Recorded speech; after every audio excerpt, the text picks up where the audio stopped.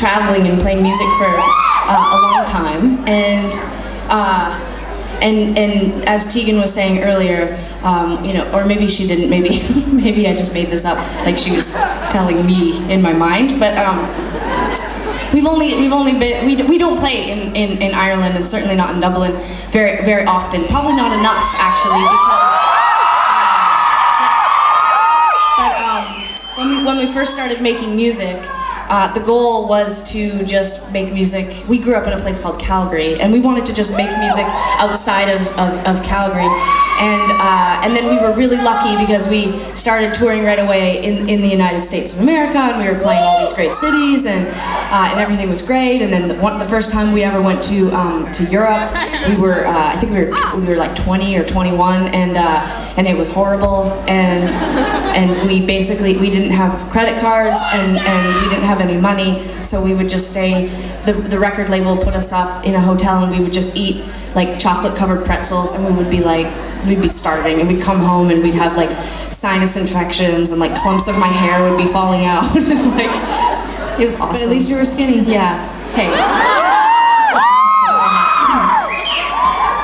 No body image. No, we are trying to spread a message that you don't have to be in a bikini to play your guitar. And at the time,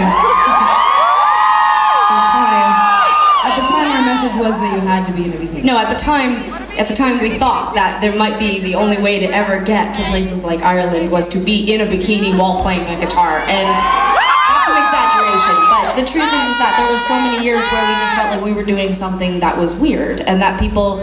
I mean, we didn't think we were weird. We were weird. We are weird. But I mean, musically, we thought that there was something really relatable, and for a lot of years, there wasn't a lot of people who thought that. Probably just because they were in a bathing suit and playing guitar. But this is getting confusing. What I'm trying to say is that after 12 years, it makes us feel good that we just do what we do, and we just play the music that we play, and that you're all here. And not to bore you with any sort of like things that go on behind the scenes, but there are so many times where you feel like, oh God, if we sounded more like this, or if we looked more like that, you know.